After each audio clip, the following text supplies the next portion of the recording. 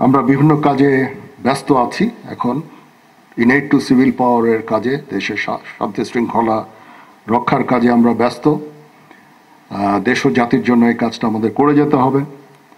আমি প্রথমে মনে করেছিলাম আমরা খুব তাড়াতাড়ি এই কাজটা শেষ করে সেনানিবাসে ফেরত আসতে পারবো, কিন্তু কাজটা দীর্ঘায়িত হচ্ছে। আমি জানি যে আমরা বহুদিন ধরে এই কাজটা করে যাচ্ছি, তো ধৈর্য রাখতে হবে এবং প্রফেশনালিজমের মাধ্যমে, পেশাদারিত্বের মাধ্যমে কাজটা সম্পন্ন করতে হবে।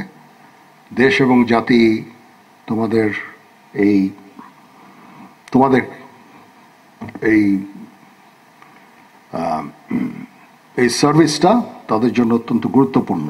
সুতরাং দেশ এবং জাতির জন্য আমাদের কাজ করে যেতে হবে।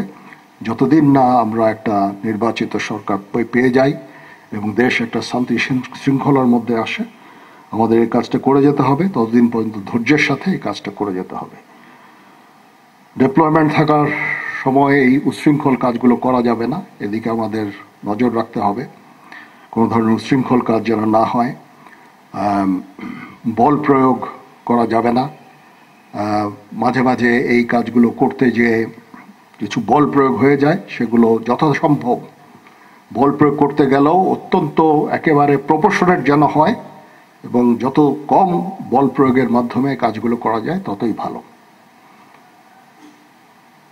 ইনশাআল্লাহ আমরা যদি সবাই একসাথে কাজ করি, আমরা একটা দেশের শান্তি শৃঙ্খলা ফিরিয়ে আনতে পারবো এবং একটা সুন্দর ভালো দেশ পাবো ইনশাআল্লাহ।